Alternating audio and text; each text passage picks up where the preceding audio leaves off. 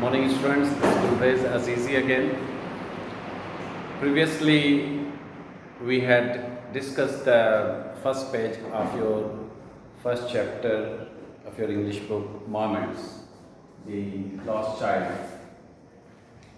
Now, I'm going to read the further paragraphs and I'll explain you as I did earlier. So, you start from here. The page number 3. As they neared the village, the child could see many other footpaths full of throngs. The word throngs means crowd, converging to the whirlpool of the fair, and felt at once repelled and fascinated by the confusion of the world he was entering. Repelled means again he got stopped, again he got fascinated, attracted, I would say. So as they neared the village, the child could see so many other footpaths full of throngs. Throngs, like I said, the people, group of people, I would say crowd, converging to the whirlpool of the fair, and felt at once repelled and fascinated by the confusion of the world he was entering. So the child was very surprised to see that so many people were around. So what he saw, a sweetmeat seller hogged. A sweetmeat seller, the sweet seller. You must have seen the sweet shop where they sell sweets. The sweet seller hogged gulab jamun, rasgulla, barfi, jalebi at the corner of the entrance, and a crowd pressed round his counter at the foot of an architecture of many colored sweets decorated with leaves of silver and gold. So, as soon as the child entered, what he heard, the sound of a sweet seller, and he was saying, Gulab Jamun, Rasgulla, these are the names of the sweets. I'm sure that all of us are aware about these sweets. Where at the corner of the entrance, and a crowd pressed round his counter at the foot of an architecture of many colored sweets decorated with leaves of silver and gold. So if you have visited any shop, a sweet shop, you must have seen they cover these sweets with silver and gold leaves.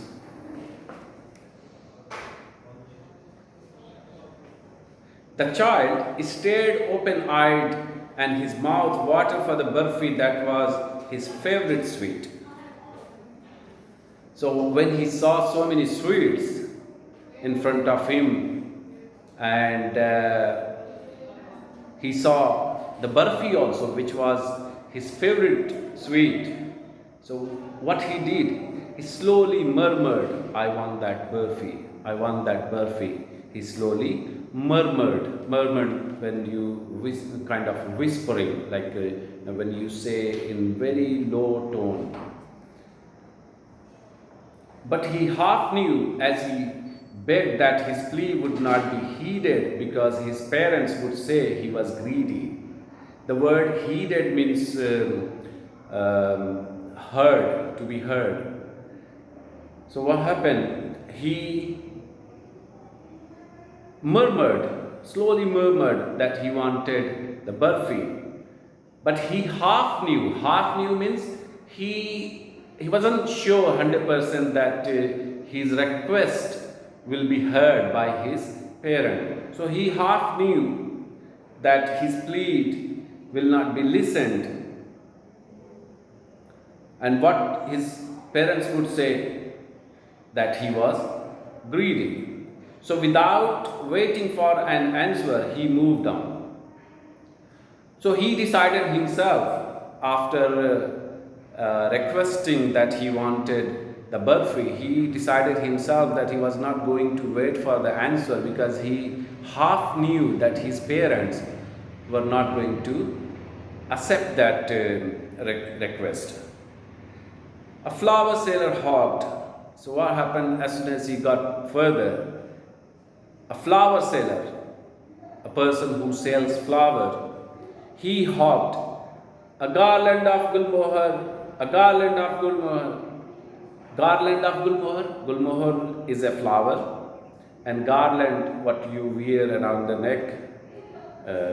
So is a number of flowers, like tied with in one rope, and people put around the neck, and they also offer to goddess in temples.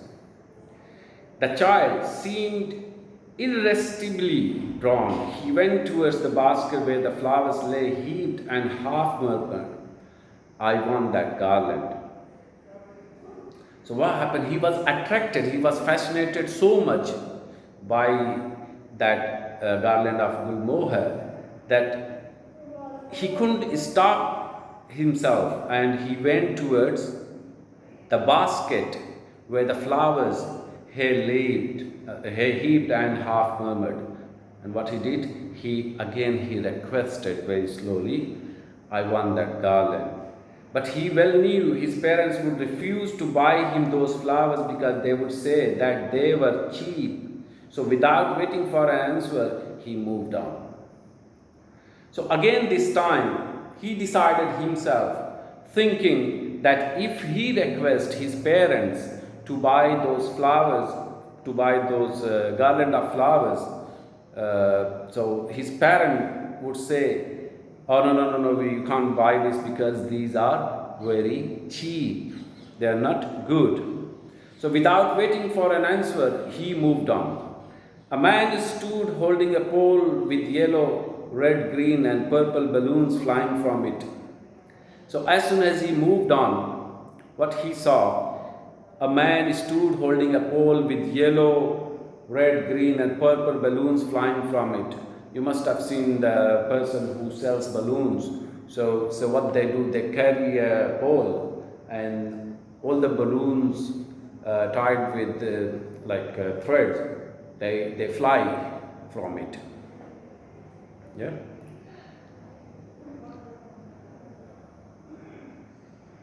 Okay, so the child was simply carried away by the rainbow glory of their silken colors, and he was filled with an overwhelming desire to possess them all. So as soon as he saw all these colorful balloons, he desired to have them all. The word possess means to have, in possession. So he wanted all the balloons.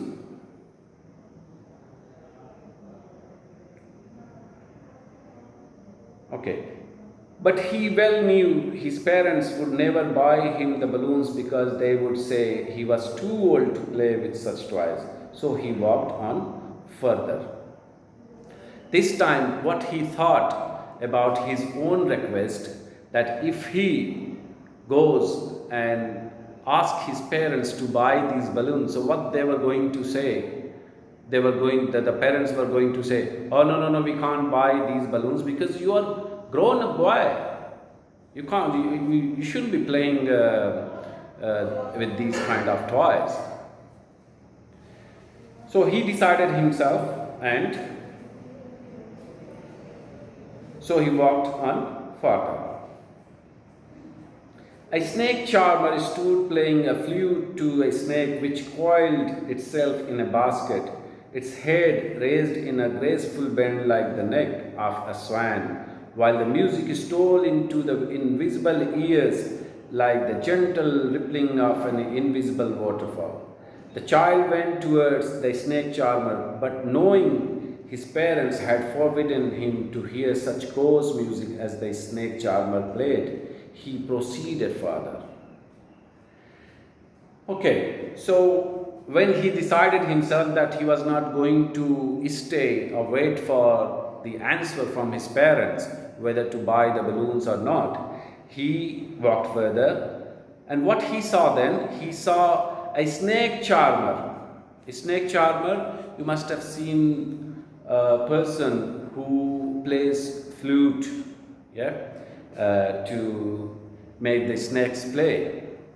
So what they do basically, they play flute in front of his snakes, and so this is what the paragraph is describing here. A snake charmer stood playing a flute to a snake which coiled. So that snake was coiled in a basket, like it was sitting, rolled its body in a basket.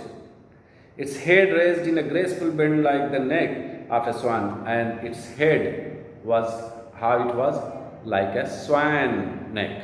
Swan neck. Swan is a bird, and so its neck looked like swan neck. While the music stole into its invisible ears like the gentle rippling. Rippling is like a very soft sound of dropping waters, stream of an invisible waterfall. The child went toward the snake charmer, but knowing his parents had forbidden means like prohibited. So he was prohibited, he was forbidden by his parents that he was not allowed to enjoy or listen such music as the snake charmer played. He proceeded further. So he was deciding himself every time, oh, if I do this, if I do that, then my parents are not going to entertain, our parents is going to say this. So he had been deciding himself every time, every single time, whenever he wanted to buy something or whenever he wanted to see something, he was deciding, the child was deciding himself. Okay, student, that's all for the day today, and I hope you understood. And again, you need to make points of difficult words and sentences. If you do not understand anything, then we can always discuss in our online classes. Thank you very much. Have a good day ahead. Thanks.